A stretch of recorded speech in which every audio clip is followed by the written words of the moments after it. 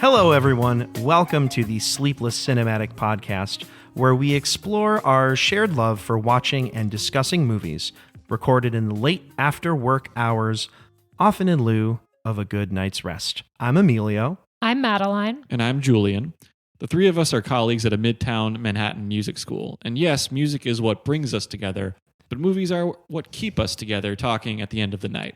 So we've decided to create some order to this ongoing trend and record these conversations, considering an overarching theme while we cycle through 5 distinct categorizable guidelines for engagement. This podcast is an evolving thing. Changes and tweaks here and there will most likely happen, but while we do it, you, the listener, can count on the three of us doing what we've grown to love, foregoing sleep for a discussion about movies every other week. And this week, we continue our current cycle of movies related to perceptions of sanity with a category that we call Two Shot. And we're going to focus our lens on 2 movies with some striking commonalities, some obvious, maybe some not so obvious, and discuss their themes, characters, and some other salient details that have stood out to us. So, Two Shot, 2 movies. We're going to begin with one that is semi near and dear to my heart, oddly enough. It's a movie called Secretary, and it was released in 2002. It was directed by Shainberg. This is Secretary, not to be confused with Secretariat, the horse movie. Oh, that's right, from 2000. You know, I think I was about to start talking about a racehorse, so thank you for clearing that up for me. It's also not The Assistant, which I could see could be very confusing. Oh, yeah, that's right. That's the Julia Garner movie? Yeah. Okay. From a few years ago. That's right. Which is about a secretary, or more accurately, a production assistant. Right. Mm-hmm. Right. But someone in a similar place in a hierarchy, but it's a very different movie. Some of you may have seen this movie in full, and some of you may have seen one scene of it in New York State's sexual harassment training. Yes. Yeah. Which I think, you know what's funny too? When I think of Secretariat, I actually think of Seabiscuit. Ah. Not to be confused with Seabiscuit. Exactly. Yeah, well, I think of BoJack Horseman. Oh. Because I'm fair. It's been a while since I've watched through that show. I think he's supposed to be related to Secretariat. Oh, no way. Okay.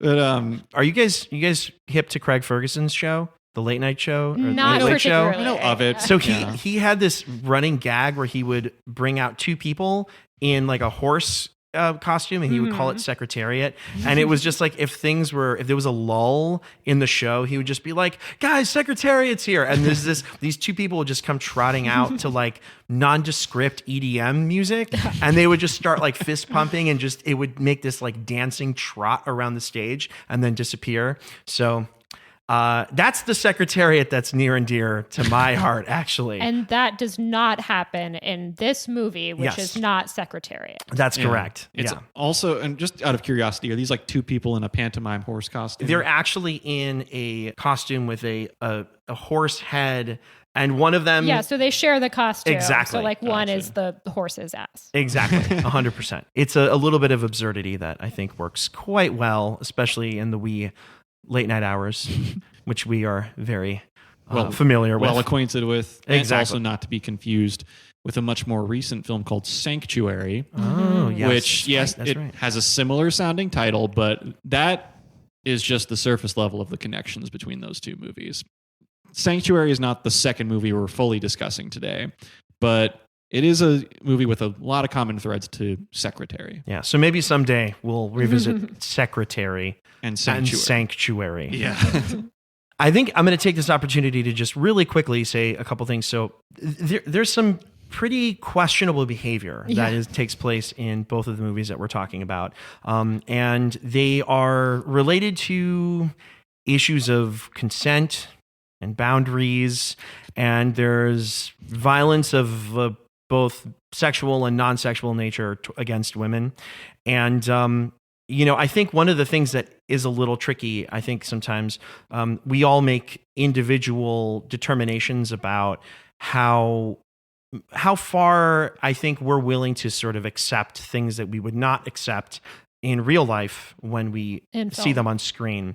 And I think these movies are a little challenging purposefully. I think they've both been written and directed and acted to really evoke that response out of the audience member.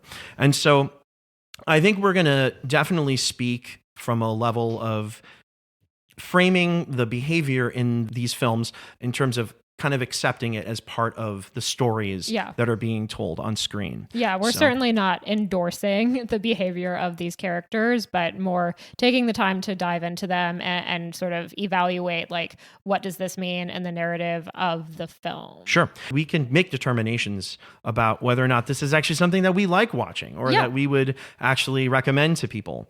I guess I'd start really briefly by asking you guys first. This two-shot was maybe a little bit more of a suggestion two-shot. Yeah. I think I kind of came thinking that these two movies might have some value in being spoken about together.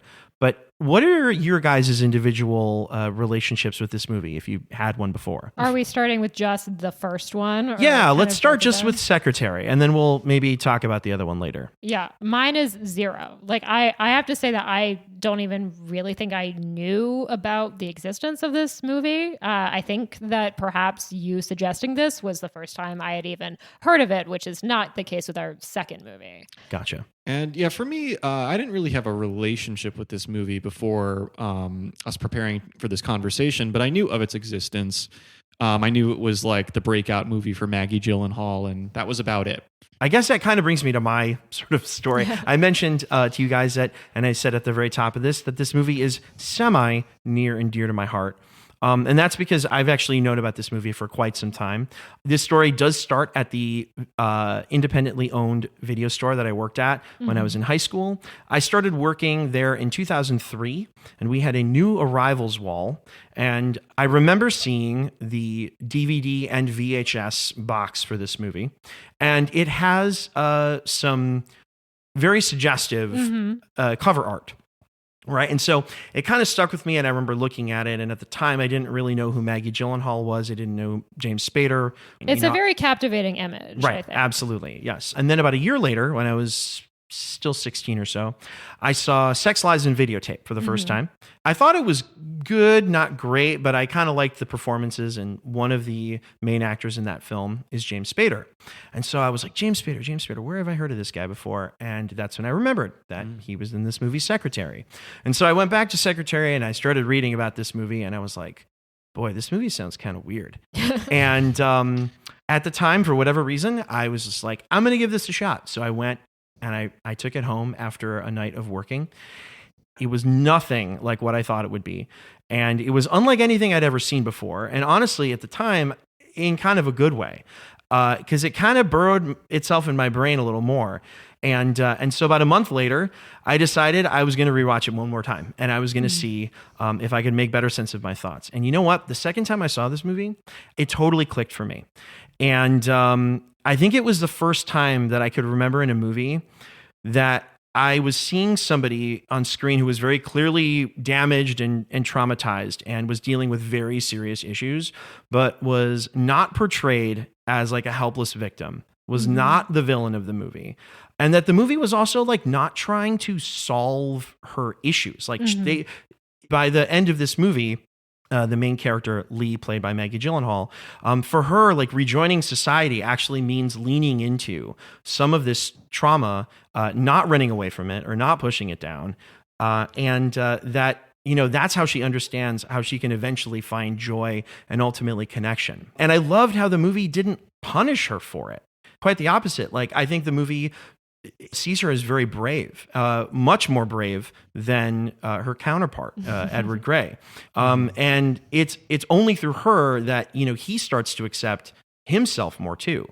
I don't know too much about the BDSM community, but I have to imagine that, you know, for those who choose to engage in this kind of behavior, feel something similar, that there's some sort of you know, path that you take to sort of understand that this is something that is actually something you want out of life. You know, and the movie doesn't judge her for this journey. It kind of like celebrates her. And by packaging it as this sort of lighthearted movie that takes a lot of romantic comedy and drama tropes, I kind of registered it as like saying like, you know, there's so many other conventional love stories that exist. So why can't this love story exist? You know, you know, the protagonists in the movie, they clearly carry a lot of deep pain in their lives. And there are not a lot of easy answers in this movie. But for all the ways that we're different, we really are more the same. And I think that message is just very powerful, and it's something that the world needs a lot more of. I don't think this is a perfect movie. I definitely know this is not a movie for everyone. I remember being in high school trying to convince people to see it, and they thought I was absolutely insane, especially when they heard what this movie was about.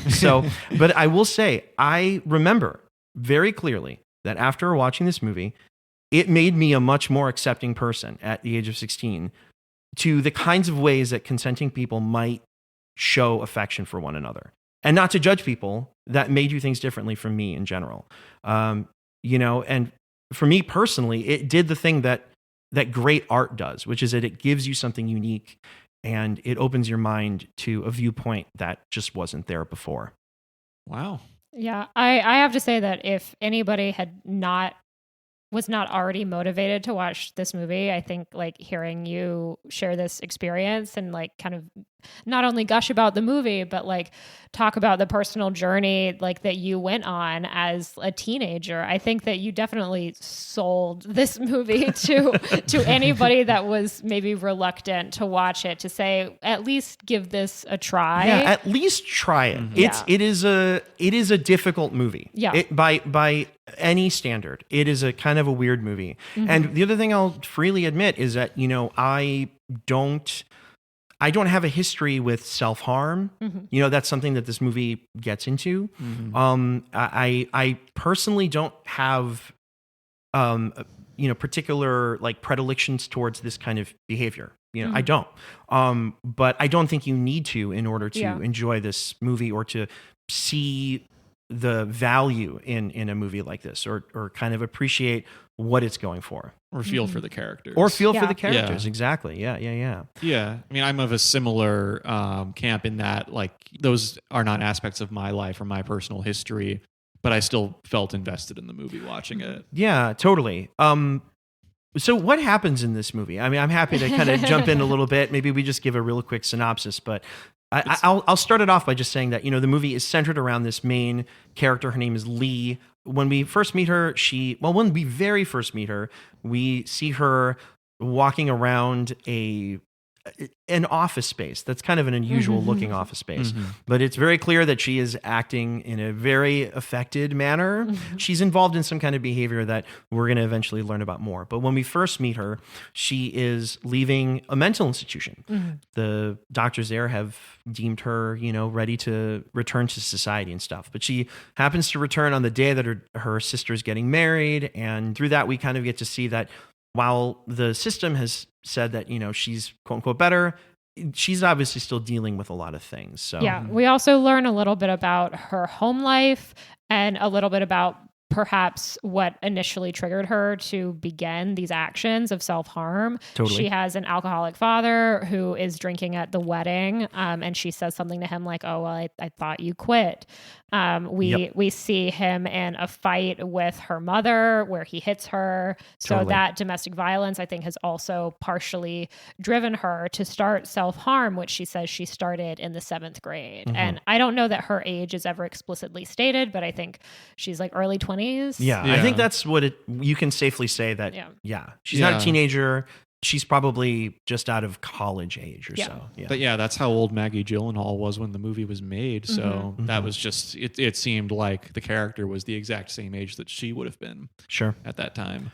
Yeah. So we get a glimpse into her life, and we also see that she's trying to get readjusted into society.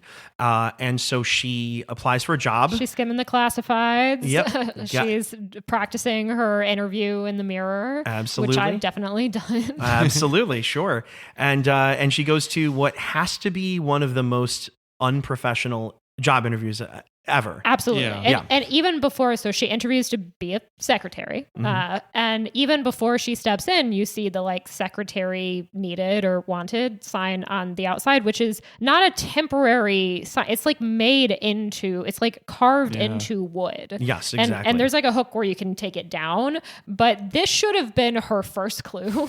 A lot of turnover at this Exactly. particular establishment. Yeah. The make of that sign stood out to me too. I was like, oh, a lot of effort went into this. Absolutely, yeah.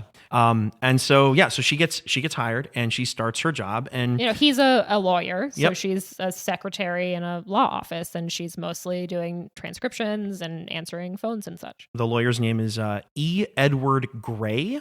He is a pretty intense, closed off kind of guy. We get some hints throughout the movie that he might be dealing with something in his personal life. Yeah, we meet his seemingly soon-to-be ex-wife pretty early on. She kind of storms in and demands to see him, and Lee, does not let her pass. So she just sort of starts yelling, like, "Tell him to sign the papers." Exactly. Or whatever Yes. it is. Yeah. Things start well. Things generally. start generally normal. Unfortunately, some of her personal issues kind of bleed over a little bit into work. E. Edward Gray kind of finds out about it and confronts her a little bit. And she has a real moment where she feels like, maybe she has found not just an employer, but maybe someone who's actually kind of caring for her, and cares about maybe some of what's happening in her personal life. Yeah, maybe some kind of confidant. Like, we don't really see her having any sort of support system. She has this like kind of boyfriend, like that, a guy she knew or dated in high school that she's still involved with in some ways. Peter.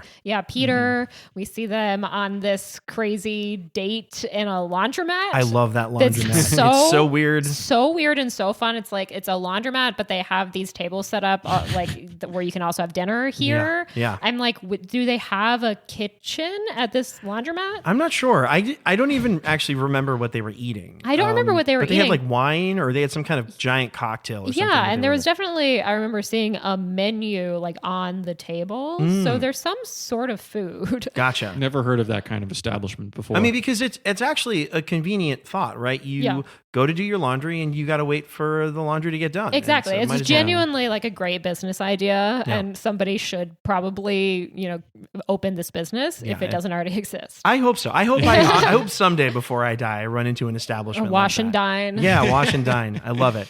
But this also happens to be the place where Edward Gray goes to, or E. Edward Gray.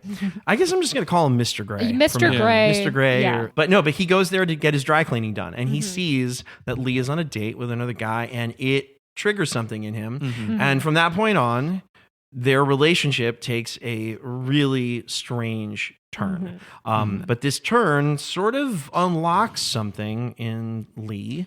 And she has a real awakening. And that's really what fuels the rest of this movie, is that this seemingly terrible behavior that she's subjected to is actually something that she starts to crave. Yeah. That's what sort of sends the rest of the movie into the direction it goes. So one of the things that I just find really funny about this movie too is in the casting, it seems very aware of a lot of these people. Obviously, James Spader, he's like sort of the patron saint of like yuppies with weird sexual Weird fetishes. sex movies. Yeah. He's in so many of them, it's a little head spinning, I think. I mean, obviously we mentioned Sex, Lies, and Videotapes. This movie called White Palace with him and Susan Sarandon. But he's also in this movie Dream Lover, that is also just an opportunity for him to just have a lot of simulated sex on screen. Obviously there's Crash. Yeah, which you know Crash very is well. a big weird sex movie. Exactly, yeah. So this guy is... I mean, even his role on The Office. Oh, yeah. I In the think- post Steve Carell years. Oh, definitely. Yeah. Yeah. I almost feel like that's a play on this. Oh, totally. I think Yes. so too. I think that had to play into the casting. there. I think so as well, yeah. Yeah, but you can't get into that explicit level of detail on a network Oh, television. yeah, for sure. Yeah. And if they do suggest it at all, it's totally played for laughs. Yeah. And you could argue that there's a little bit of camp, I think, Definitely. that takes yeah, place in yeah. this movie too, which I something I think we'll also address in the next movie. In a lot of the performances, and also I think visually too, this movie is very much of a time. Yeah. It's got the, it's 2001, 2002 or so, and it has this like really strong indie vibe. Yeah. It's not like a no budget or micro budget movie, but it's kind of a low budget movie. In like a charming kind of way. Yeah, exactly. It also sort of helps because this movie is decidedly super offbeat. Yeah. Yeah. So if this was a really glossy movie, I think it would actually be even more disruptive to the viewing experience. Let me ask this, because I've gone this far without actually asking you guys, but you do not have to spare my feelings here. What did you guys think of this movie? I definitely liked it. I mean, I think, for anyone watching it the first time, it's, a bit of a strange thing to watch. Weirdly, I felt like I've seen some things that kind of prepared me for this, though. Like actually Sanctuary being one of those movies. Where there's, when you just see the arc of these, of that type of plot, I think I got the sense that Secretary is a movie that has been very influential to a certain kind of genre. Maybe it was an originator of a plot line that has become not common, but it's definitely had some cinematic offspring. Yeah, there were definitely some things about it that I found bizarre, but on a certain level, I think I saw it as kind of an origin of some other things that have emerged in the time since. Gotcha. But yeah, as a movie in and of itself, I thought it felt solid. I think it was well made. All the performances were great. Maggie Gyllenhaal was amazing. She's really incredible. So great in this. Yeah, she's really something. And I think that if you can't go on the roller coaster ride with her, this movie absolutely falls apart. Yeah. But right away, she really has the audience in the palm of her hand. You start to really feel for whatever situation she's in. Yeah. And you're kind of rooting for her. You want her to find a purpose in life. And as the movie continues to go, you start to kind of care for her feelings, I think. Yeah, I think you really empathize with her. I mean, I think that right off the bat, from the very beginning, when she's leaving the mental institution, you automatically really feel for her. You sense that she's very alone in the world, that she has a family that doesn't really understand her, and her mother clearly is very worried about her, cares very deeply. She locks away the knives, but that does nothing to dissuade Lee from self-harming. Sure. But I think the mother just needed to reach for something that she could do, some action that she could take, right? That would make her at least feel like she was providing some amount of help to her daughter. Sure. Yeah. There's a real disconnect with how to connect with her daughter. Julian, you were starting to talk about some other movies that you feel like this maybe influences later on. One that I thought of early on in the movie. Have you guys seen Rachel Getting Married? No. I did, but I watched it half asleep. Yeah. Okay. I mean, honestly, I did too. But I remember that movie. I mean, for those who haven't seen it, that's a film where Anne Hathaway is a recovering addict, and it follows the entire kind of weekend of her sister getting married. Sure. And she very much is also this person who feels very alone, even though she's constantly surrounded by people, by family. She's, kind of re-entering society after leaving rehab, to my memory, and gets immediately thrown into this celebration where she is really struggling in her own life. And I thought about that obviously with the beginning of this film. We talked about how Lee is leaving the institution and going straight to her sister's wedding. And I was immediately, Rachel Getting Married is the direct descendant of this movie in that way. Sure. Her sister is kind of living out sort of a heteronormative ideal, right? She's a young woman. She's getting married to an Anthony Perkins lookalike, but who's a good looking guy, and so she's living out this sort of ideal, right? And Lee feels just so far from that, and so so she's being confronted with a type of happiness that doesn't resonate with her, which is, if we skip ahead to towards the end of the movie, a life that she is offered Yes. That she ultimately, spoiler alert, decides to reject. Right. And this is with Peter, her date at the Wash and Dine. After her relationship with Mr. Gray kind of implodes and they kind of take some time away, then she continues to see Peter and he proposes to her. Yeah. And I wrote down like maybe my favorite line of the movie. I just have to find it. I took too many notes. Peter proposed marriage to me in the basement of JCPenney. That's right. Which a job that is very stable, by the way. Very stable. The dad makes very clear. There's still a JCPenney's in my parents' town, so that one at least seems very stable. I wonder if Peter's still working there. It's been about a little over 20 years. We'll see how stable that job really regional is. manager. Yeah.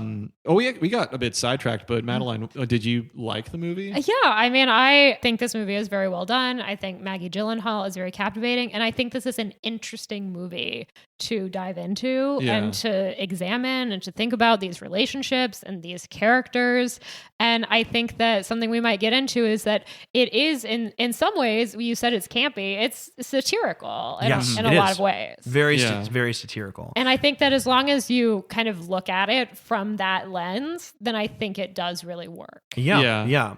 You know, this movie, if you really kind of trace the outline of it, it literally unfolds like a romantic comedy. Yeah. Almost beat by beat. Yeah. You know, there are even some very direct things like the run that she has when she leaves in her wedding dress is literally like, you know, When Harry Met Sally. Yeah. You know, like the sort of run across town to be like, I actually want to be with you, you know? I was thinking of Spider-Man 2 and Mary Jane Watson has the same kind of moment. There we go. Yeah. So that's a kind of a superficial one-ish, so to speak. But this actually also brings me to a question that I had for you guys. So when I first saw this movie, the ending was actually like really jarring for me. I think it kind of comes out of left field. Yeah, I'm curious, like, what did you guys think? Because the ending does almost like, I'm going to use the word cop out. It almost feels like a cop out.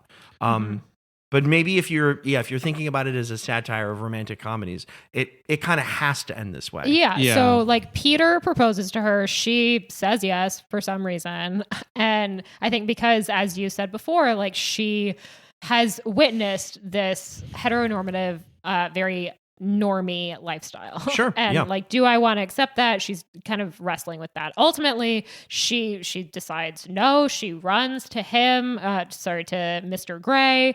She proclaims her love to him. Yes. And I like burst out laughing. Yeah. Because I'm like, you do not know this man. No, you don't. This man is a stranger to you. You have only known him in the context of him being your, let's face it, abusive boss. Yes, absolutely. And I also love in that scene that she runs into him while he's doing sit-ups, which, as you see, is a behavior that he does when he's trying to fight his urge to be abusive. Yeah. An aware audience member will see that the cycle is starting all over again for this guy.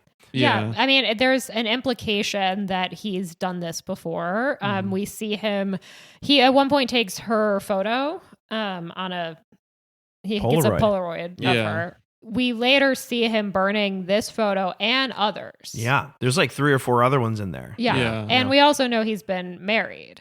So, and we don't know exactly what their relationship is, but his ex-wife does refer to Lee as submissive. Yes, that's right. Which also cues you in a little bit on what kind of relationship this woman had with Mr. Gray. That type of behavior is something that she either had to contend with or that she took part in. Yeah, she's familiar with this side of him. Whether or not like they had the same kind of relationship, we don't really know. But he has definitely had similar relationships before with previous secretaries because, as we already talked about, seemingly he just like rolls through them. Yeah, he just does. Yeah. And then in thinking about the ending of this movie, well, actually, weirdly, this is one of the aspects of the movie that I felt kind of prepared for.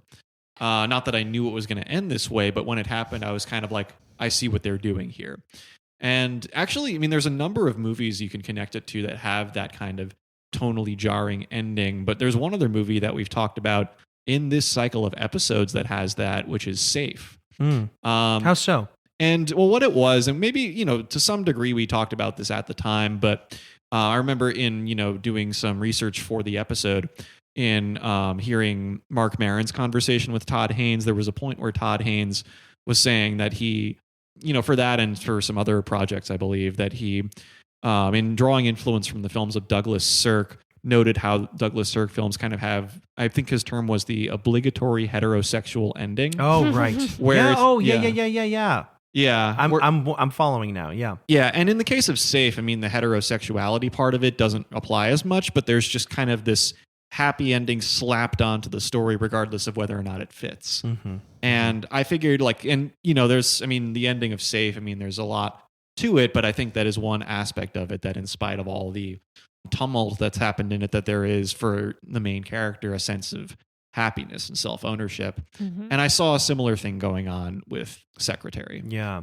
It's funny because that as much as it's her story, it also tangentially becomes his story too. And as the movie kind of unfolds, Mr. Gray, he starts to go in self-sabotage mode. Yeah. And it's also intimated, I think, that this type of behavior that he likes to engage in is actually something that he hates about himself. Yeah. The firing of the secretaries and the sort of the turnover there is really just a reflection of his own self-hatred. Yeah. And so her coming back to him and basically making a giant stand and a proclamation of her love by listening to him and keeping her palms on the desk and not moving or whatever. It's sort of her way of saying, no, like you've actually struck gold, dude. Yeah. You happen to find the needle in the haystack, somebody who actually is receptive to this, and not only is receptive, but actually wants to get to know you and show you love. Yeah, I mean, she proves herself to him. He gets to witness her rejecting a more traditional lifestyle and say, like, this is someone that is, I don't want to say damaged in the same way, because I don't think that these desires like necessarily equate to damage, but he's viewing himself in this way. Yes, So definitely. someone that has these same desires that he considers to be broken, that he thinks he has to repress, he can look at her and see somebody who he's starting to respect who shares this. Yes, exactly. And I think it helps him accept himself. Right. And there's that scene, local media get involved and they think she's on a hunger strike. Yeah. But right before it kind of ends, it sounds like she actually spoke to like somebody from the media. And there's like, voiceover narration that basically is her just saying, no, look, I'm here because I found somebody and I want to love this person. And I think he reads about it in the newspaper. And then when he shows up, everybody in the movie sort of is converged around this building. And so he has to take this sort of walk into the building. He has to expose himself. He has to expose himself for who he is and how his behavior has led to this moment. That's right? an interesting read, because I very much took this scene as not being full reality. And we get voiceover from her earlier in the movie. So I didn't even really interpret it as potentially an interview she actually gave. I interpreted it as her inner monologue, but I actually do like your read a lot. It didn't really occur to me. I just remember he's reading a newspaper Yeah. while that's happening. Okay. And stuff. So, and I know that the media is involved, so it could be. I'm not sure. Although, Madeline, your read that you just mentioned, that didn't occur to me too. Now I think that's a fascinating take on it as well, where maybe this is all just her imagination. This is just her ideal. And the movie does come from a short story by Mary Gateskill from a larger collection of short stories called Bad Behavior back in the 80s. The end of that short story is very different from this movie. So I know that in taking the initial sort of seed of the story and turning it into a film, the director, Stephen Shainberg, and the writer, Aaron Cressida Wilson, apologies if I mispronounced that, but that the creative liberties were definitely more in the direction of trying to sort of normalize something like this and situate it as something that could be a type of BDSM love story. Which is, I think, an interesting comparison to 20 years later, like the BDSM movie that based on a book that we're most familiar with is 50 Shades of Grey, which has also been named Grey. Also named Grey. So that's a weird, like seemingly not coincidence, but whatever. And I mean that I've not seen these movies. I've not read these books. I have no desire to, but I know that they are regularly critiqued for not presenting BDSM in an authentic manner or a safe manner. Whereas I think Secretary does a decent job of obviously there are a lot of questionable actions in this film. They have this like power imbalance between the two of them. But when you break down just sort of the sexual relationship of it, I think it's a much safer representation towards the end after they finally consummate their relationship. Sure. You get an aftercare scene, which I think is very interesting and is an addition that is probably like very rare in these kinds of movies where like he is caring for her and like bathing her. Yeah, and that scene is kind of stark because you get full frontal nudity. Yeah. But I think that the intention behind it is really actually to demonstrate how many scars she has. Yeah. I've heard Maggie Gyllenhaal talk about this, that was something that was very important to the filmmakers, that yes, that there is some sort of catharsis in this moment, that this is sort of like their moment to be like, yes, like these people are coming together, but that it's complicated by the fact that it's not just something that's purely sexual. By showing somebody totally naked, you're actually sort of revealing all of these possibly ugly things about them. It's nudity, but is very intentional about how it's presented. So yeah. I mean, it just kind of makes me think of the idea that intimacy is not just physical; it's emotional too. Sure, and that you have to be ready to engage with someone with all their with all of their flaws in order to really know them. Right, and that's kind of what happens in that scene. She just has this flurry of questions for him. Yeah, that's what I was thinking about Yeah. is the fact that she really reveals herself both physically and emotionally, whereas he is still very guarded at this point. And she asks him question after question and he only answers one. Yes, right. But the assumption in that scene is that's a cracked window into the opening of his larger personality or something, which I also would just say really quickly, the law office is so weird. Is so weird. And I have to imagine that it's modeled in some ways after this guy's personality. There's like a little bit of like an Overlook hotel vibe where you're like, how is this enormous room like right back here? Maybe it's just this kind of physical environment that he has designed, as an outlet for his proclivities.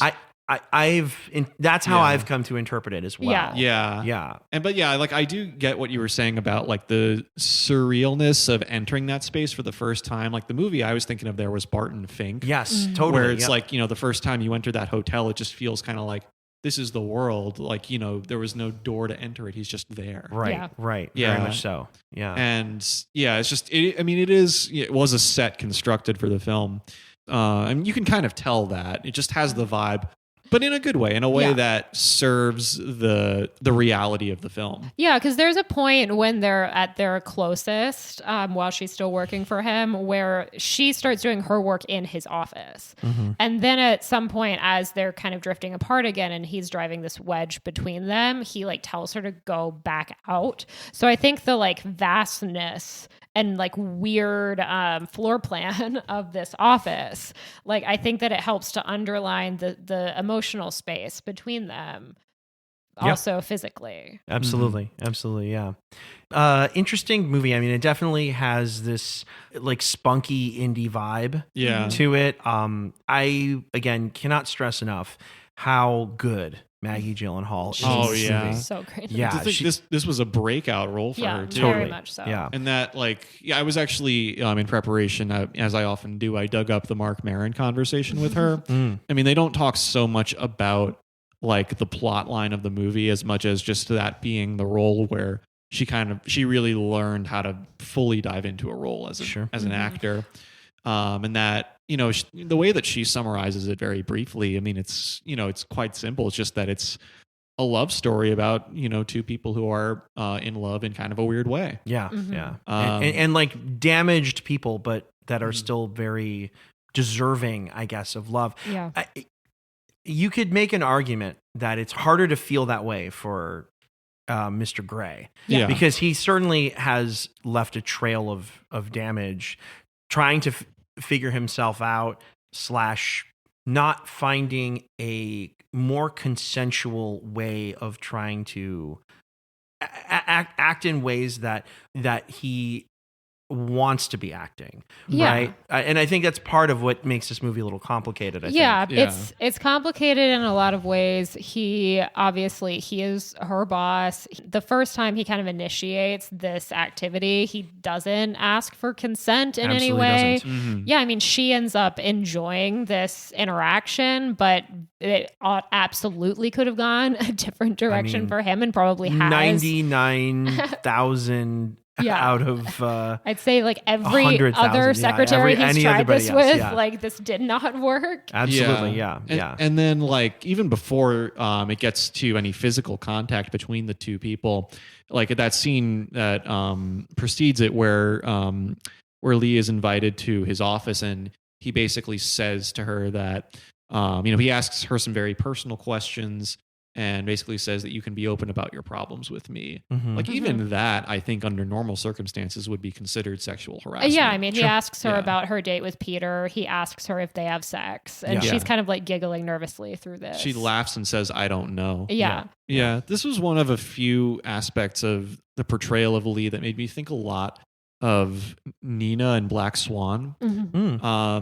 Natalie Portman's lead character in the movie. And basically what happens in that movie, the similarity that I thought was there was that Lee and Nina both begin as these kind of weirdly innocent characters for people their age. They feel like very sheltered, kind of, lacking of some of the socialization that a person would conventionally have by that age. Sure. When there are questions asked to them by a male superior about their dating life, Nina is questioned by, I believe it's her dance director, who's played by Vincent Cassel. And he's asking asking how old she is. And he's like, do you have a boyfriend? And she's like, no. And basically it's implied that she's never been in a relationship. Right. Before. And it's also implied that he's like needling her. Yeah. That weird thing where you're like, for the art, trying to sort of get at something, but also could just be him being a creep. Yeah. And it's kind of in many ways an equivalent interaction between the two stories. Absolutely. But I think that the vibe you get, or the way that it registers for Nina and Black Swan, I mean, there's some similarities there because, eventually, without saying exactly what, the Vincent Cassel character gives her a suggestion that she does actually do. Right. But it's, it does not have the rewarding effect that it seems to have for Lee in Secretary. Sure. But I think, the Black Swan example gives maybe a little more of conventional feels like a weird word for it, but a more conventional take on the weirdness of that, the discomfort of that kind of interaction. For sure. Yeah. I will say this from a standpoint of the effect that this movie had on my life. This is like an unequivocal 10. This is up there with maybe about 5 or 6 other movies that I've seen. I was just like, wow, like I'm looking at movies differently. If I remove that out of the picture, this movie feels a little bit more like an 8. This movie totally worked on me when I saw it as a 16-year-old, and having watched it again recently to talk about it, it still works on me. Yeah, I'm a fan too. I don't really feel like I can pin a number on it right now. Yeah. I feel like I need to let it sit with you. You've had more time to process. I don't feel like I can, in good faith, rate this movie. That's fair. Because I feel like it's a well-made movie that is really interesting to think about and talk about. And I certainly enjoyed it, but that feels like a weird word. But I don't feel like I can actually put a number on this movie either. Yeah, that's fair. And but I think that, what I can say now is that I think it's a tight movie. It's, the craft of it is totally solid. The performances are great. in many ways, I think it is an innovative movie too. Mhm. Sure.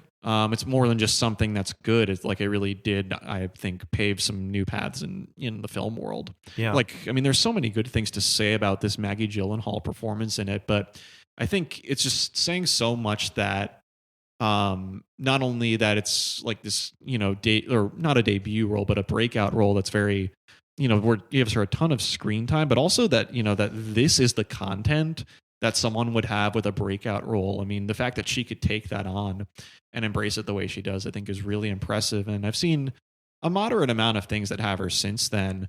And I don't think I've ever seen her do anything like this. Again, there could be stuff out there that I don't know, but that's just my experience. So I'm like just now coming to this in my mind that a couple years I see what you're going to talk about. A couple years before this is John Waters' Cecil B. Demented, Yeah. which she has a supporting role in. Oh, And actually her character is not entirely dissimilar. interesting. And I almost would wonder if that was any factor in her casting in Secretary. It's been a little while. I can't remember exactly what her character's deal is in Cecil B. Demented, but I feel like it's kind of a similar in some ways. I've never seen this movie, but I've heard a lot about it. Yeah. I mean, it's a movie that I really recommend to you guys as people who love movies. I think it's very much a movie for people who love movies. There are a lot of just like fun film and director references in Sure. this because it follows an indie filmmaker. Right. So I do recommend that movie, and Maggie Gyllenhaal is great in that, even though she has a pretty minor role in it. Yeah. Cool. Just to kind of to bring it back to this thread, the movie Sanctuary, which came Right. out just earlier this year. I think it was released around 6 months ago. The movie that we don't want to confuse With Secretary. Secretary. Yeah. Honestly, I've been struggling with that this whole time. Every time I'm about to say Secretary, I really want to say Sanctuary.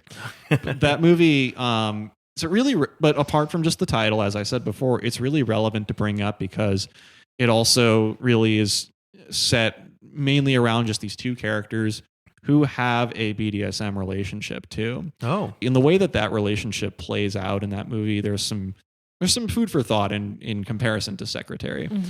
In some ways, Sanctuary kind of goes along with the framework set up by Secretary. In some ways, it kind of reverses it too. Cool. Yeah. So there's I watched that movie not knowing much about it. I was a really big fan of it. Yeah, it really blew me away, and this is just a very emphatic recommendation of that. Awesome. But yeah, now I think we can more formally transition. Good. Well, shifting away from Secretary, we will talk about another film that I guess in its title would make you think that it is also about BDSM behavior. Yeah, I think you would assume it's maybe more similar than it turns out to be. On the subject of bondage, so to speak, there is that in this movie with a very different feel. There's the intention behind the bondage is extremely different. So the movie we are talking about is Tie Me Up, Tie Me Down, which is Pedro Almodovar's film from, I can't remember if it's 1989 or 1990, but 1989 is what I'm saying. Okay, cool. It was released. I know that is the movie that came out directly after his big sort of international breakout hit, Women on the Verge of a Nervous Breakdown. And so this is kind of the first movie that he had where he had some kind of mainstream cachet. And I don't know too much actually about his earlier films. I think the earliest film of his I've seen is Women on the Verge of a Nervous Breakdown.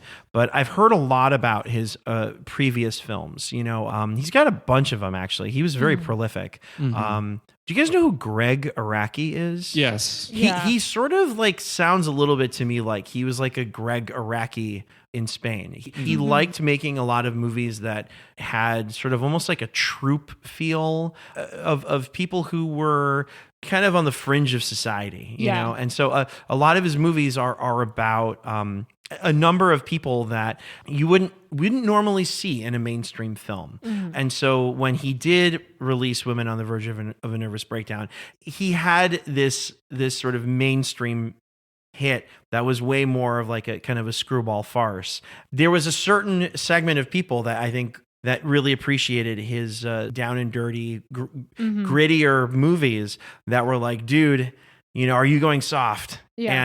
And this movie was sort of situated to say, No, I still have a lot of edge. Yeah. And I'm not selling out. So Should yeah, note, this is. Oh, sorry. Did you have more? I am done. I'm good. This is "Tie Me Up, Tie Me Down," not to be confused with, say, the Queen song "Tie Your Mother Down." Oh yeah, we don't want to get confused. Yeah. I'm sorry. Yeah, make But clear that's- distinction. But that's in English, and then its Spanish title, "Atame," not to be confused with "Acatone," the debut feature of Pier Paolo Pasolini from Oh man, about 30 years before. I'm glad we're making that distinction. I think it's also important to know that if you are listening to the name of this movie in Spanish, Atame, you do not want to get it confused with the Japanese actor Ken Watanabe. Very, very prolific guy, but two very different film presences. Thank you. Yeah, Yeah. and literally up until the point I put this movie on yesterday, my partner thought we were watching Bound, the Wachowski sisters' debut film, Yeah, so- which is similar in like the subject of the title. I see why that would be confusing, but I assume very different movies, although I've not seen Bound. I have seen it. They are pretty different movies. Okay. Yeah. I mean, actually, now that I think about it, there's like, some superficial similarities between them. But yeah, Bound is a very different movie. Worth noting, has our man who we discussed before, Joey Pants, in it. Absolutely. Yeah. In a very prominent role. A kind of precursor to his more to his Sopranos. Yeah. Yeah. He looks the same in that role. To the eye, it's the same. Wow. But Cool. Yeah. So, this movie is really, I mean, this is a funky movie. yeah. Just like we talked about before with Secretary, one of the kind of superficial connections I think these two movies have is that they start with our protagonists leaving a mental institution. Right. And our protagonist, at least the male protagonist in this movie, or antagonist, Anti-hero anti-hero in this film. His name is Ricky, and he's played by none other than Antonio Banderas. He's a young guy who has been in this mental institution for some amount of time. He's also an orphan. Yeah. Orphaned at 3, institutionalized at 16, and he's Exactly. now 23. Yes. Okay. Yeah. So he is, and he's been given the green light by the judge to re-enter society, and so he leaves, but not before parting in a somewhat amorous way with the director of the institution. We see very quickly that he is somebody who is very used to using sex as a transactional type of thing. And so he leaves in a shot that reminded me a lot of Robert De Niro leaving prison in Cape Fear. Never seen it. Both of them leaving just with 1,000-yard stare on their face and walking straight into the camera lens. Yeah. And so Ricky leaves, and it's not very clear right away, but he has a very specific thing on his mind. He knows exactly where he's going. Exactly. Yeah, he has a plan. He's been, I think, hatching this, Yes. which we'll kind of, I think, get to later. Yeah. Yeah. But, just to the eyes, as you're watching the movie, he's like going to this chocolate shop and buying, this box of chocolates shaped in a heart. And he's, like looking at this face in a magazine and finding his way to a film set. Which he just is able to stroll onto, no security. I know. Yeah. But I mean, if you look like Antonio Banderas. Yes, I guess. Yeah. A lot He of looks the doors just part. open for you. And he goes in there, he's, he's sneaks into the dressing room and tries on this rock star wig.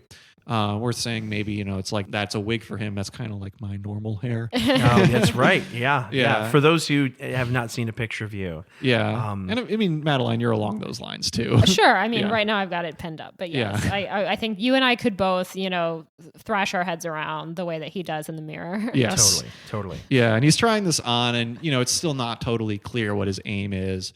But then he's lurking around on the set, and it's clear that, there is this one actress there whose name is Marina, played by Victoria Abril, who is kind of the center of attention, and they're filming a scene from this kind of campy movie It's like a horror movie. Yeah. Is what Yes. it is. It's like a sea horror movie. I got Yeah. like a big Roger Corman or even John Carpenter vibe from it. Yeah, Yeah. the fake Yeah. title was Midnight Phantom. Mhm. Yes. Yeah. Absolutely. Yeah, I mean, it's hard not to And put it- on a little tone when you say that. And I think the journalist on set even kind of ribs the director for having it be a spin-off. Yeah. Right. So it's definitely not a super high concept film. Yeah, the director, Maximo, Yeah. he's quite old towards the end of his career. He's recovering from a stroke. He's in a wheelchair. And he's the biggest horn dog. Absolutely. Yeah, Yeah, and he is cast Marina. I mean, I think we can assume we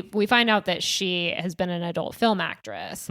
And we later in the movie find out that he is familiar with her Very as an familiar adult with her work. film actress and has Yeah. this kind of obsession with her. Exactly. Yeah. And so much so, I think that he starts to rewrite the ending of the film. Absolutely. She's Yeah. supposed to die in Midnight Phantom. Yes. He is so obsessed with her. Yeah. He doesn't want to kill her off. Yeah.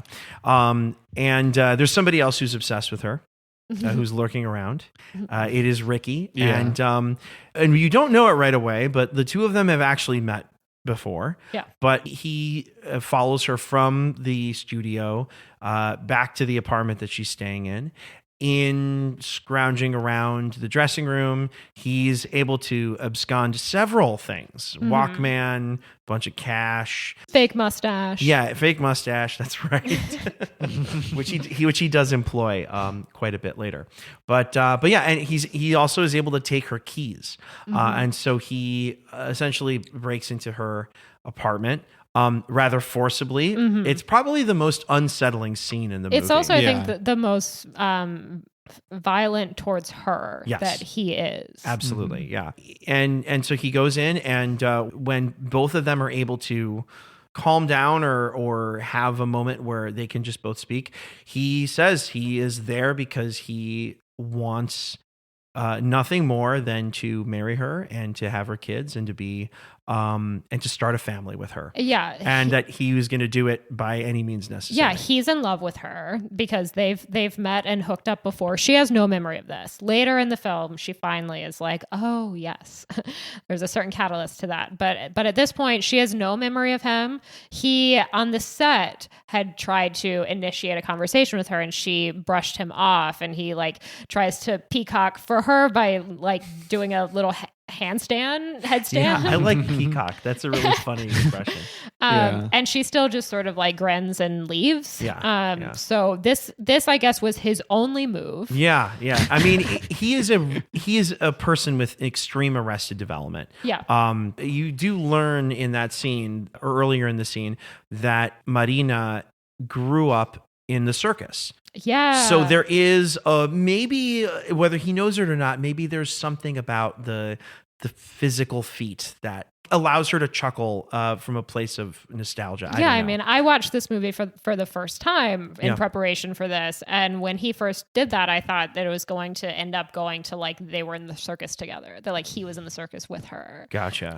That does not end up happening. Yeah, no, definitely not. But so that's where this movie goes. What ends up happening in the rest of this movie is basically just like, will they or won't they? Yeah. Again, this is another movie that I think plays very much with the tropes of romantic comedies.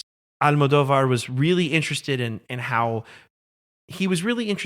romantic comedies at their core are about like really primal emotions that are not always particularly sexy or romantic, that if you whittle it down to just like these very base emotions, that you oftentimes are left with characters that maybe are not too far from being violent towards one another in order to sort of end up with the partner that they desire. So Yeah.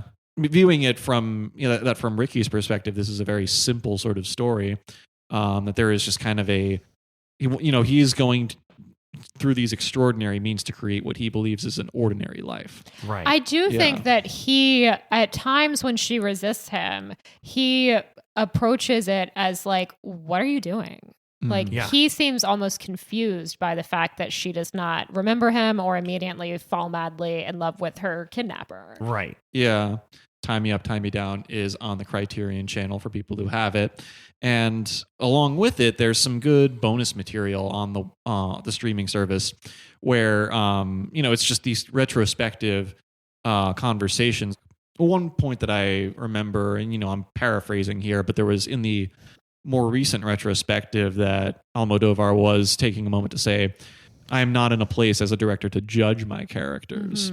So that felt like, the closest admission of saying that, like, yeah, we're seeing something really problematic here. Sure. I'll play out on the screen, but the purpose of him showing it is to, and it feels as though it's an effort to kind of strip bare the workings of conventional romantic comedies up till that point in film history, where there is something there's a strong masculine drive in a lot of them. Right. And, it's something that's dressed up and, and portrayed with a lot of flair and kind of classic Hollywood. It's shown in a lot, some much dirtier details here. Yeah. A typical kind of romantic comedy, I guess, is centered around this, this idea of like the chase, right? And in this movie, there's literally no chase. It's like captivity. Yeah. Right. So you get a very different dynamic, I think. And what I'll say is, watching the movie again, I mean, he's very unlikable. Oh, yeah. In many instances. It's really open-ended, I think, whether or not he's actually somebody that we can root for. Which I kind of like from a perspective of like watching a film and, wanting to, I guess, talk about it or converse as we are now. He, like you say, in many instances, he's like, I don't understand why this isn't working. Yeah. And you're like, well, there's a perfectly good reason why this is not working. Especially not right away. As if to say that, like, yeah, what Ricky's doing is deeply problematic, but he is a symptom of his society. Right. Yeah. And about, Secretary, that in that movie, the character that I guess most closely sort of resembles this, oddly enough, I think is Peter. That Peter is sort of the one who is like, when he is able to resume his place in society, is like, what I need to do, the marker of real success for me is if I have a family and a wife and kids and I'm like the head of the household. And so in that movie, he's a lot more docile. And in this movie, it's like we were talking about before, that there's this sort of masculine drive to it. This movie is really playing that up, that the Ricky character is, he's willing to, or he wants it by any means necessary. Yeah. And I sort of interpreted it as she is the motivator for this. Like when he sort of gives her, after they have grown very close physically and emotionally, he draws a essential roadmap of his life for her. And he talks about how when he had escaped the institution about a year ago, and they had met and they had slept together, and then he went back and he says, it is then that I stopped acting crazy. And then the judge came and he told me I could re-enter society. And that's when he goes to her. So like my read on this was that like he meets her and he says like, this is the person that I want to change for. Right. But obviously there's not much change happening. It's all kind of a ruse. It's like, he doesn't say to her like, oh, I was cured and I'm like, I feel so much better now. He says, I stopped acting crazy. Right. Meaning he hides it. Right, exactly. Yes. And you see time and time again that he is willing to steal from people. He's willing to hurt people. He's willing to lie.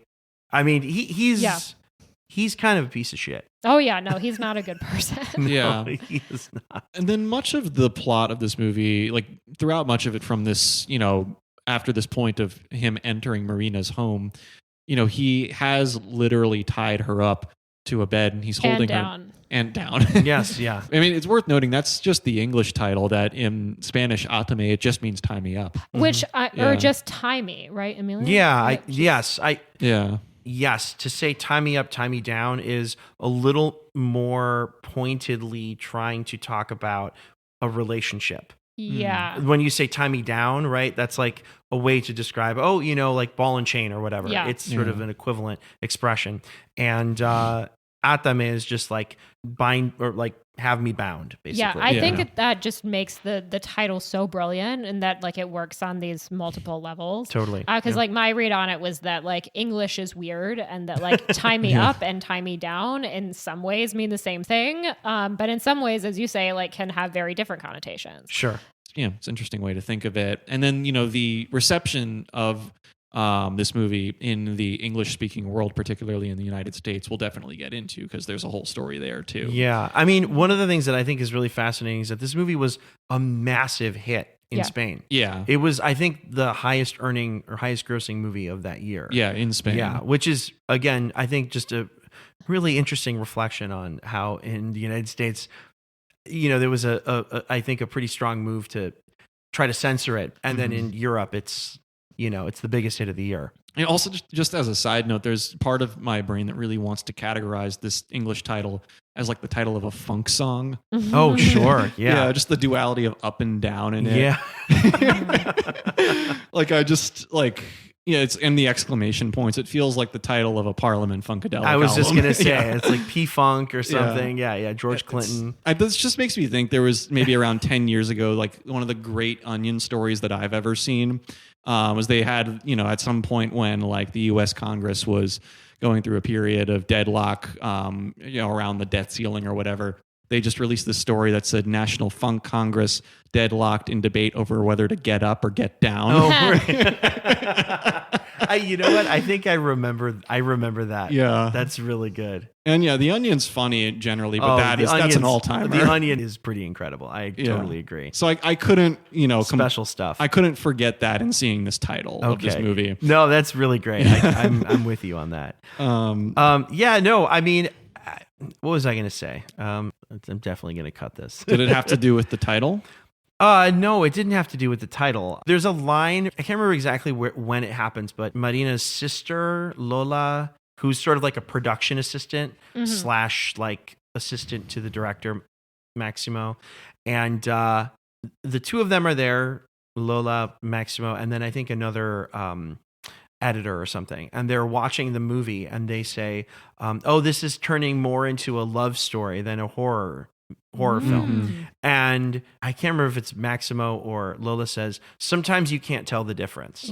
And I couldn't help but realize or catch that note, which is I find kind of fun. Yeah. And the score of the movie too, it, like kind of string like judge, like I really love the score in this. And we didn't even get a chance to talk in Secretary about the score being composed by Angelo Badalamenti. Yes. Of Twin Peaks and like a lot of David Lynch films. Yeah. I think this is the only film that I've seen that he scored that is not a David Lynch film. Yeah, I was actually genuinely surprised to see his name come up. And it sounds like his kind of music. I mean, it kind of sounds like the more soap opera-y moments of Twin Peaks. Yeah. He's leaning more into that. But there is kind of this wistfulness to it that fits the oddities of Secretary too, the isolation that Lee is coming from. And things like that. But then the score in Tie Me Up, Tie Me Down, composed by the great Ennio Morricone. Yeah, a total legend. Yeah, there's an ominousness to it as well. Yeah. I feel like it actually, now that I think about it, I think it has a very similar vibe to that Badalamenti score in Secretary. Yeah, I think there are a lot of similarities and it really sets the scene. And like literally we're like at the beginning of several scenes before you even really know the context of what is happening. Like the score will enter and it will like immediately cause some kind of tension before you even see what characters we're focusing on. Yeah. The physicality in Ricky's character is really funny in some ways. Like that scene where they go to her doctor and he has to like fumble and fiddle with everything really quickly and then suddenly assume a stance like right by the door like he's been waiting there the whole time. There's a lot of little moments like that in this movie where it's almost sort of played a little bit for laughs, like how this is all coming together and how shockingly capable he is at just sort of like pulling this off. Yeah. You know, even that whole scene with like the babies. Yeah. How it's like the whole time, it's like that, you know, she's like, Terrifying. wait, you know, like you got it. And then suddenly he walks out and he's holding the kids.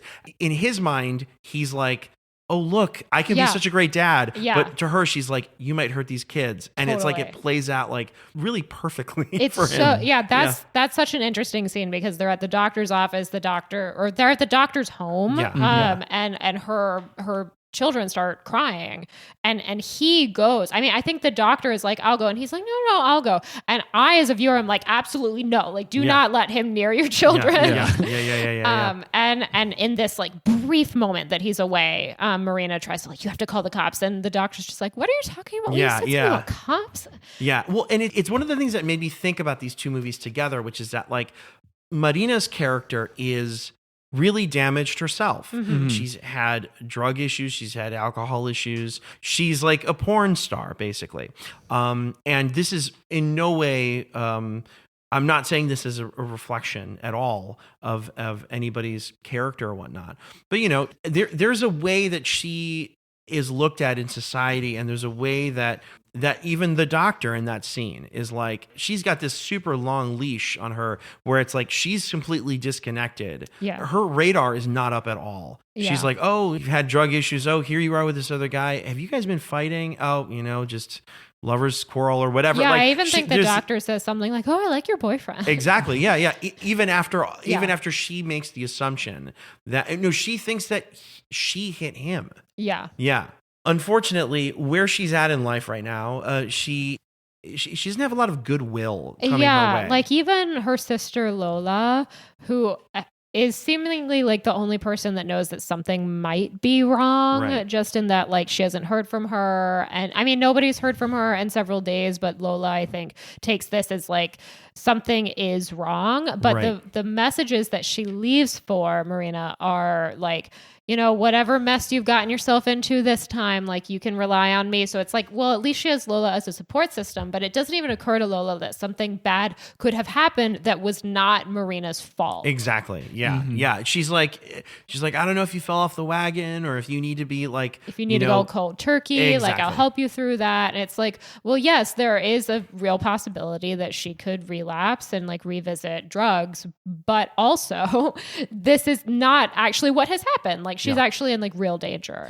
Yeah, and I think the other thing that complicates the whole thing with whether or not we can feel good about what's happening on screen is that because she is struck in order to be subdued, she has a massive toothache and requires morphine. Yeah, and so she she has to like already go back on drugs. Yeah. In order to sort of even just get through her ordeal. Yeah, and she already had a toothache, which was like unexplained, I Right. think. She just had one, and then he like clocks her. Exactly. Yeah. So it's that weird thing where it's like, and you know, in this movie, I think it's kind of interesting. I think it makes for an interesting conversation. Yeah. But it is also one of those things where in the story, it's constructed and working really hard to pit her really against the rest of the world. Yeah. So much so that maybe this, you know, handsome kidnapper seems like a great solution. Yeah. You know? And the arc that we ultimately see is like, obviously they are very like antagonistic towards each other. He has kidnapped her. So she has every reason to hate him. And she also is not, he thought this was going to be easy. Yeah. And she is not cooperating. So he gets increasingly angry. Yeah. But eventually, you know, we follow them for a bit. It's like this seems to take place over the course of a couple of days. And eventually like she tells him that because of this toothache, she needs heroin. Yeah. So like he goes back to get her more drugs and ends up getting attacked by a drug dealer who he had robbed the day before. Exactly. I mean, just he had it coming. Yeah, exactly. But when he goes home and he's bloody and bruised, and by home I mean her apartment. Her apartment. Yeah. And suddenly there's a shift in her. She takes on this like kind of mothering quality. Yeah. He says something to the effect of like, this is the last memory that I have of my parents. Yeah. Which is, I can't, it was like his mom was Would, like, shaving shave her dad, his dad or dad. something. The first time I saw this, I was just like, okay, this is just convenience for convenience sake. Like, yeah. But I was trying to understand, and I guess I would ask you guys, even within the story, is there an explanation, a reasonable explanation for why in this, what seems like, I don't know, what, 48 hours? Yeah. It goes from being, like you say, very reasonably and rightfully contentious sort of relationship between them turns into something amorous. And I'm just wondering where you guys sit on that. Yeah. I mean, it certainly does not make logical sense in my mind, but I watched this movie twice this week, nearly. I'm like 10 minutes from the end in my second viewing. And one thing that I kind of paid attention to the second time is when he originally breaks into her apartment, she says to him something along the lines of, "Oh, well, you just want to fuck me, get it over with." Right. And he says no. He says like, that will come later. Right. Which is very like, ominous. Very ominous. And absolutely. But she has spent so much of her life like being valued for her sexuality. Yes. And he claims to be in love with her, and that is not the only reason. Mm-hmm. Mm-hmm. And I think that plants a seed when he says that at the beginning that ultimately comes back, where they don't have sex until it's consensual. Right. It's a really interesting point. The other thing for me, watching it this time, I was trying to think if there was enough of a setup for you to see what family means to Marina. Mm-hmm. And I think you actually kind of do. I mean, she has her sister, and the two of them are thick as thieves, mm-hmm. and they obviously have this like really strong bond with one another. And then there's that one scene where she calls her the mother? Exactly. Yeah. And that the mom is so caring and loving of her daughter, even though she's had whatever type of past she's had. Yeah. And that, her sister and her mother are that support system for her. That when she is hit with this reminder that this guy literally has no family. Yeah. And that she understands the value of family. That family is what's there when everything goes south. Yeah. That there was something in her that was like, okay, you'll have family now. Yeah, I forget exactly the line that he says to her that she repeats when she's retelling the story to Lola. That's like, I am 23 years old, I have 50,000 pesadas, and I'm all alone in the world. Mm-hmm. And I think that does ultimately, I think, just really break her heart. And she finds that, as you're kind of alluding to, like maybe she can give him that. Yeah. Does he deserve it? I'd say no. Yeah. But I would definitely say no too. Yeah. Yeah. A fun fact about that mother character, that was Pedro Almodovar's real mother. Love that. Oh, yeah. Okay. Yeah. It's kind of like the like Catherine Scorsese. Right. Yeah, occupying that role. But yeah, and just in going back to the question that you asked, Emilio, of like, how did you read that 180 seemingly that Marina has when she sees Ricky bloodied and beaten up? Like, I kept wondering, there were like a couple different thoughts I had there. And one thing, honestly, that I thought, so Pedro Almodovar himself is adamant about saying this is not a BDSM movie. Mm-hmm. But at that point, I didn't rule it out. You're like, maybe oh, this. you mean like I that thought, there was like, something, like she was aroused by like his pain or something? No, but maybe like, I mean, there's a little bit of about that, I guess, later. Being but in that position of being tied up. Maybe there was like, something that worked for her about that. Okay. And that she's finally maybe there's something about her finally having a chance to gain the upper hand. Right. That was my read. Well, yeah, absolutely. And I'm sorry, go ahead. Madeline. I was just going to agree with that and say that I think like she has had to like do whatever. I mean, she has been at his mercy through the whole film. And this is the only time when he is vulnerable and she can take more of the power position. And from that moment on, She she keeps runs it. the show. Yeah. She's like, it's on my terms. We're doing this. We're doing that. We're going here. Mm-hmm. You're going to get a job. Da, da, da. And he's like, okay. Yeah. So yeah, it's a totally flips there. Yeah, and that from that point, I was also kind of wondering, and all the way till the end of the movie, if there maybe was an ulterior motive too, that maybe if she was going to try to get him back in some way. I mean, yeah. there's definitely a point in this series of events where I'm like, at what point does she sort of start hatching her plan? Because he accuses her at one point of knowing that. So he takes her to the apartment next door and is like, they'll never find us here. Next door. Right, no. He also like picks her up and walks her like they're like crossing the threshold of their new home. Yeah. And he also, whenever he comes in to there, he like whistles, is like, honey, I'm home. Yeah. It's like he's totally like role playing. Yeah. It's so weird. Yeah. Sorry, you were saying. Yeah, I was just going to say that like they've gone next door and he's like, this is genius. They'll never find us. But Lola, her sister, is like watering the plants in this apartment. And I don't actually fully buy that Marina realized this, but he accuses her of when they're in the apartment and then Lola comes in and they have to like immediately like go back to the bedroom and hide, and he's like, you knew she was coming, like you talked to the guy and he told you to give her his mail or whatever. So like he accuses Marina of knowing that Lola was going to come. Right. I don't actually think that she realized that, but I was curious as to what you were saying. Like, at what point is she kind of starting to hatch a plan of escape? Yeah. And I really wondered it all the way till the very end of the movie. And on some level, I think maybe something happens beyond those closing credits. Mm-hmm. I mean, something happens.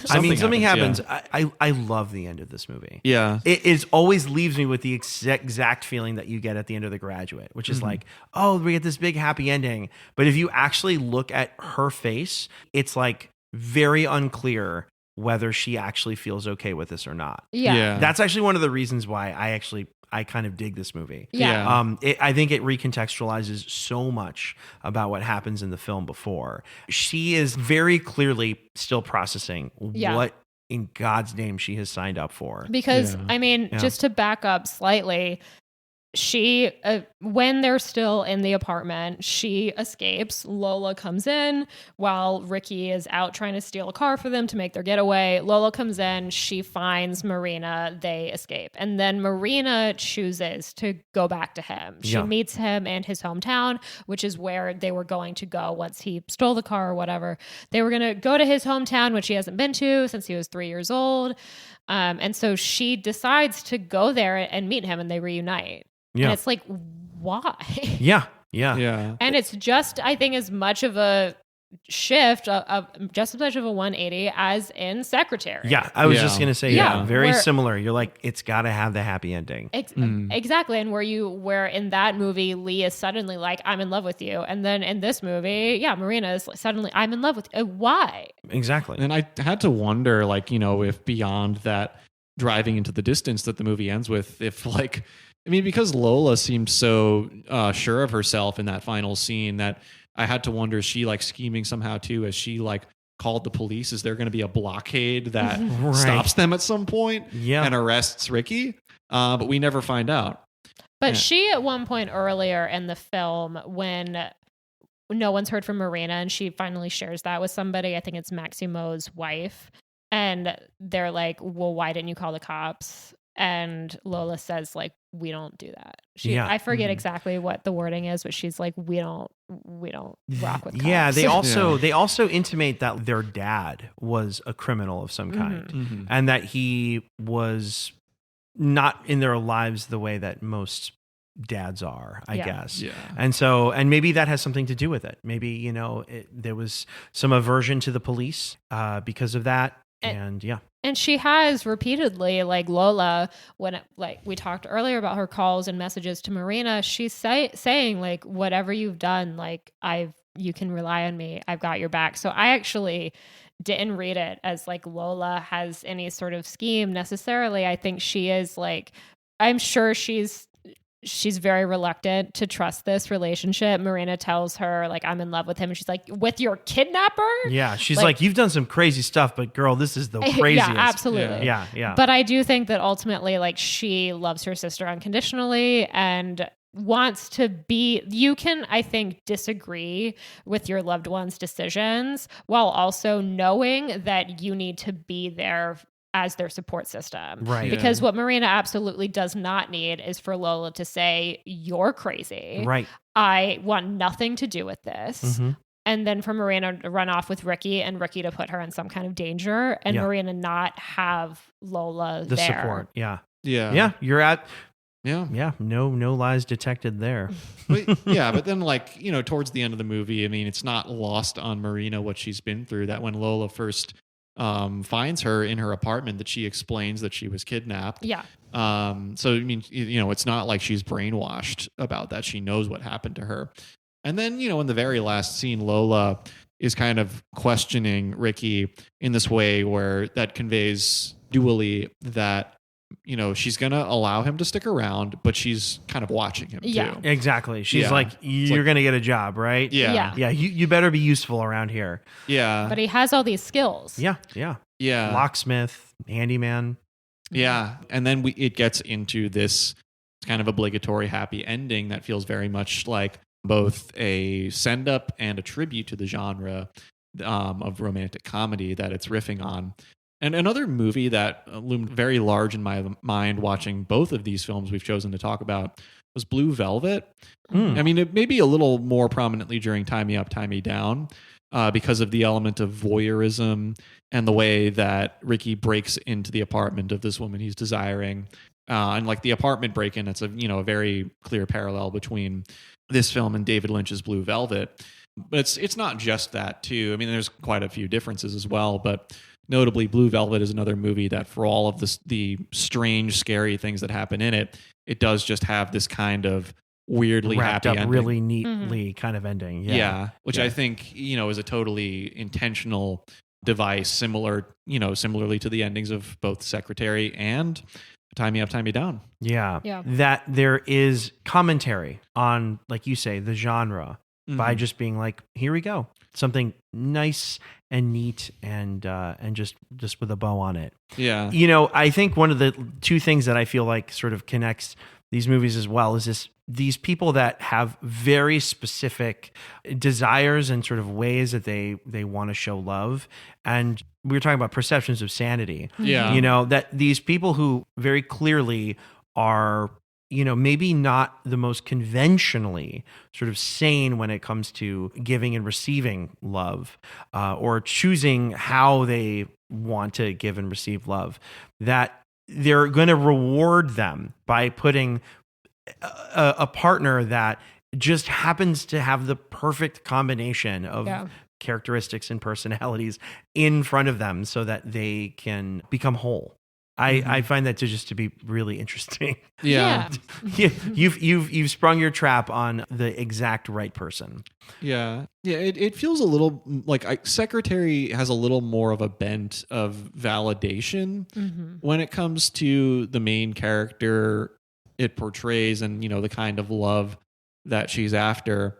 And more so, I think, than Tie Me Up, Tie Me Down, which feels a little more like a satire. But, you know, it's in talking about the ways it riffs on film history. I mean, there's a lot of comparisons between this and kind of a Beauty and the Beast narrative. I absolutely was like, this is Beauty and the Beast. Like it's there. These are both like, I guess not so much Secretary, but Tie Me Up, Tie Me Down and Beauty and the Beast are the Stockholm Syndrome movies. Yeah. Yeah. I was waiting for that term to come up. Yeah. And so, it feels a little more like Secretary has this bent of validation and Tie Me Up, Tie Me Down. It's not exactly It's a little more ambiguous. Yeah, it is a movie that even after it's over, like I wasn't really sure what I thought of it.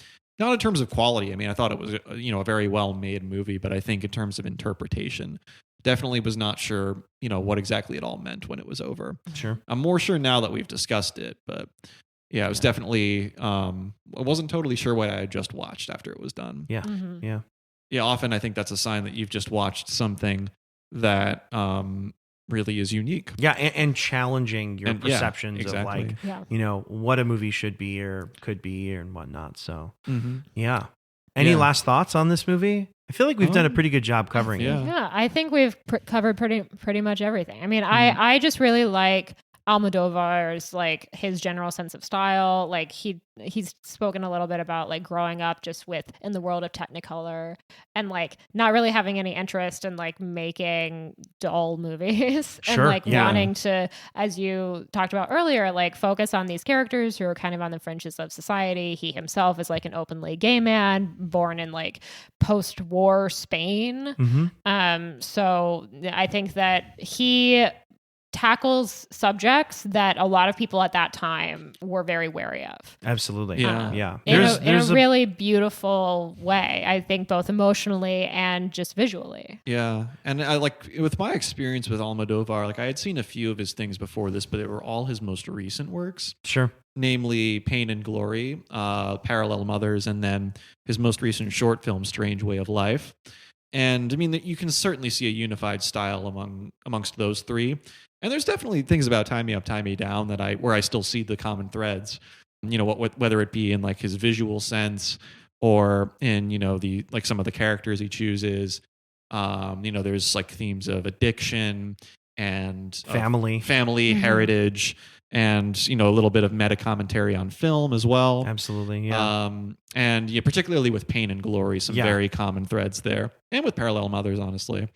But you know, all those more recent works, I felt they were great, but I don't know if they messed with me in quite the way that Tie Me Up, Tie Me Down did. Sure. Yeah. It seems like, you know, in his older age and, you know, further along in his career, like there's a little more of a understanding that there is an audience that will readily accept his work with his later material, whereas this feels like it was challenging then and it's challenging now. Sure. Mm-hmm. Whereas I'm kind of flipped. Like I still have not gotten to some of these more recent ones. I really wanted to see Parallel Mothers and didn't get around to it, but I've seen Women on the Verge of a Nervous Breakdown, and I've seen All About My Mother. Yeah. Yeah. I've seen All About My Mother too, which is a really beautiful movie. Yeah. And I've also seen Volver, which is actually maybe my favorite of his movies. I love that movie. Nice. That's Is a that really one of his Penelope Cruz? yeah. And I think that's one of the things too that I generally think is just really kind of cool and special about at least the movies of his that I've seen, is that if you were to look up this movie, Tie Me Up, Tie Me Down, you'd see that it's pretty split. This movie has a lot of detractors for sure.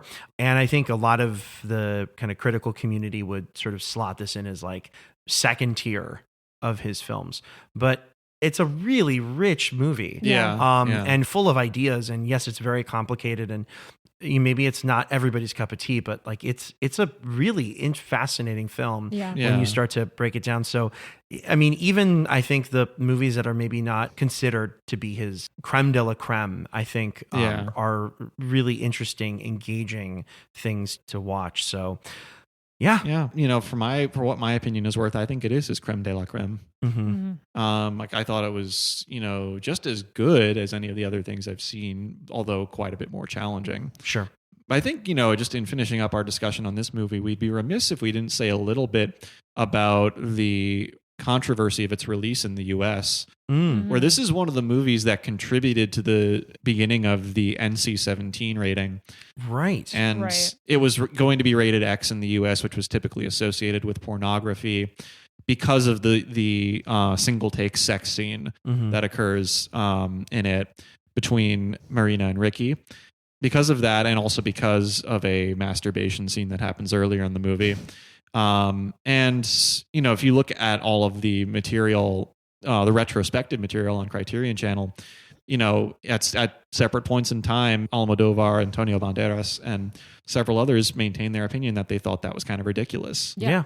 Well, there's a European, I think, sensibility a lot with film where sexual content and nudity is not viewed nearly as like a transgression for the rating board the way violence would be. I think here in the United States, it's kind of flipped. You know, there's a lot of violence that doesn't get filtered the way that sexual content in films do. Yeah, and I Yeah. think about like the sex scene in this movie that feels like it's fairly graphic, but I think in some ways it's like kind of realistic because it's a little like messy. Yeah. Which I think I've only seen in a handful of other films, and I think all of which are European films. Yeah. And not to linger too long on that, but it's not just a sex scene for the sake of sex. Yeah. There's Yeah, a very yeah. clear sort of power dynamic that we see Shifting, shift yeah. in that scene. And so It plays a pivotal role in the Exactly. plot, actually moving the story along. exactly, yeah. Yeah, So it's yeah. it's not just there because you need to sort of titillate the audience for some reason. Like it's moving the story along. Yeah. Yeah. And then, notably, Elia Kazan had seen that at the time and said it was the best depiction of sex he'd seen in a movie ever.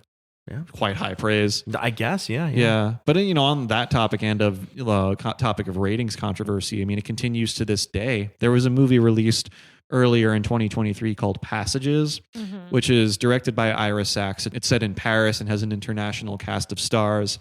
And that movie has some very graphic depictions of sex as well. And it was rated NC-17. And the filmmakers were upset about that. Yeah. For the same reason that it limited the audience. And, technically when Tie Me Up, Tie Me Down comes out, NC-17 isn't a thing yet. It's still X. But whatever name you put on it, that concern over alienation remains with the rating. Sure. Yeah. The Yeah. other one that I was thinking of, which is not recent, it's and I guess it would predate this movie we're talking about because it comes out in 73, is Don't Look Now. I love Don't Look Now. And- Never seen it. That's a great movie, and Yeah. you would love it. And it also has like a pretty graphic, but very, I think, very realistic. very sex scene. realistic sex scene. Probably Yeah, the most realistic sex scene I've seen in Yeah. film. I Yeah. actually remember reading that. I think it was Julie Christie, who's the female in that movie. Mm-hmm. She said that when they were directed in that scene, they were like, "Don't look like you're good at this," and it shows. And oddly enough, it's got a wonderful score too. Yeah. I mean, that whole movie is scored really well. But yeah, there's something in particular. That moment is actually for the story is extremely important Yeah. for the relationship that the two of them have, and how it's this moment that almost sort of allows the rest of the movie to have the impact that it does. Absolutely. So yeah, I mean, Yeah. I am all for a sex scene in a movie that has merit. Absolutely. Makes me think, I don't know if there was similar controversy around this one, but it makes me think as well of Y Tu Mama Tambien, Oh yeah, Yeah. yeah. which is, graphic and detailed in a similar way to some of the other things we're talking about, but also has, those sex scenes that are crucial for the character development Yeah. and the plot moving forward in it. For sure.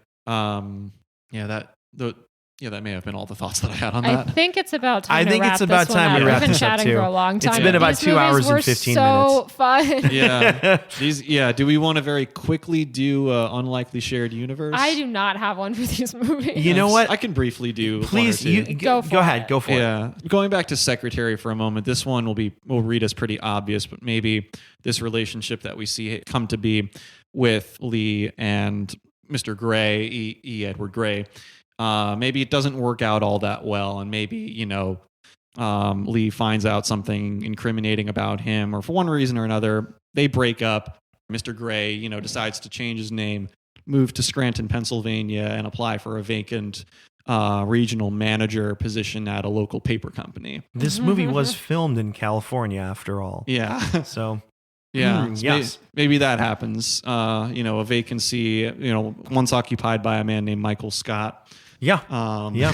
Maybe that happens. And maybe on a different front, maybe along somewhat similar lines, this relationship we see at the end of Tie Me Up, Tie Me Down doesn't quite work out. Then Ricky finds himself having done something criminal and he has to skip town, change his name, and do all of that. And he decides to cross the ocean, and he takes on this career as an international spy, meets a wife in the process, and has children. Spy Kids. Yeah.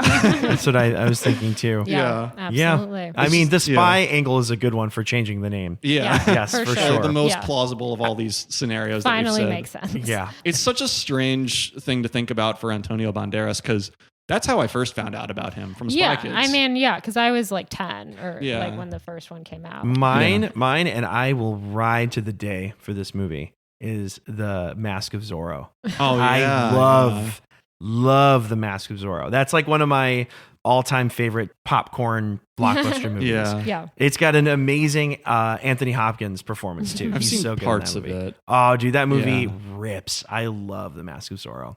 Yeah. And then, Yeah. it's just funny to think about because he couldn't have gotten that role in probably The Mask of Zorro or Spy Kids without the success he got, without the acclaim that he got from Tie Me Up, Tie Me Down. Yeah. This Yeah. movie Yeah. launched his English language career. Yeah, this Yeah. is. I think Yeah. this was the first really successful film that he had a starring role in. Mm-hmm. He was. I mean, he was in a number of Almodovar's other films, Yeah. in a leading role, but this is the one that really, I think, propelled his career a bit further. So Yeah. yeah, Yeah, it's just, it makes me think of like Ewan McGregor in Shallow Grave, where a few years before he's in the role that I personally came to know him from and one that a kid could relate to. Right. He's Yeah. playing something so dramatically different. Yeah, Yeah, yeah, absolutely. exactly. And that helps him to get that kid friendly role later Sure, on. I know. Yeah, it's Yeah. a little strange how that all comes about. Yeah. but I have one that I'm going to throw out here Go too. for it. So we're in kind of a Chicago suburb area.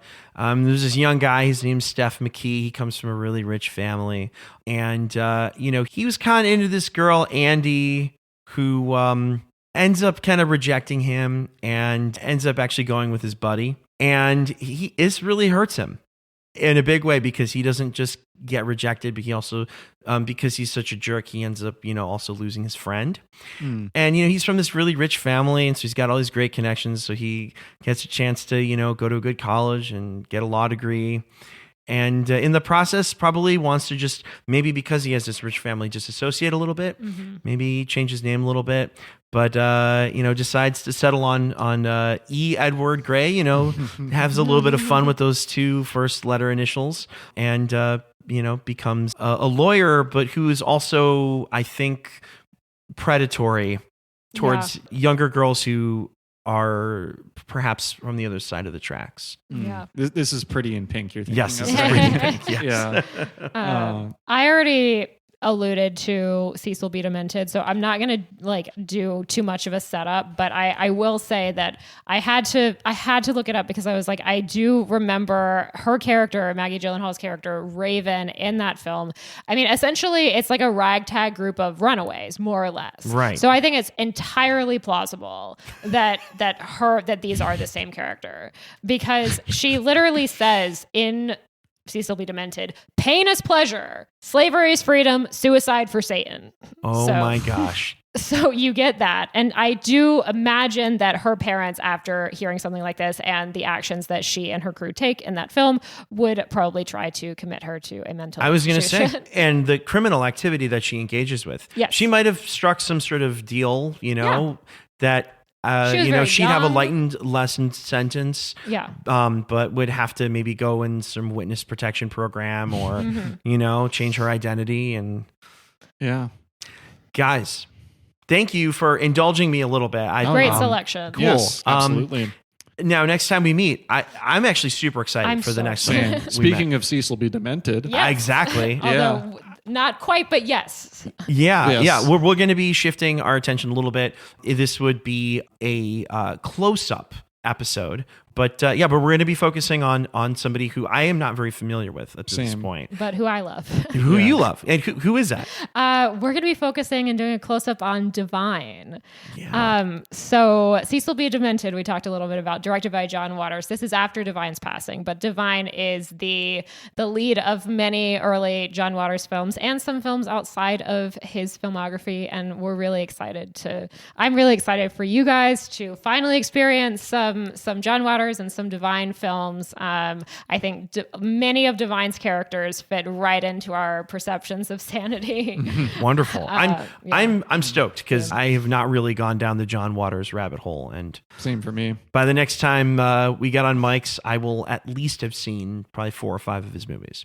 Yeah. And this will finish off our cycle of episodes on perceptions of sanity.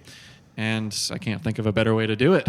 Cool, guys. Thanks so much. It's getting real late. Oh my gosh. Let's 1 a.m. go to sleep. Good night, everyone. Good All night. right. Good night, y'all.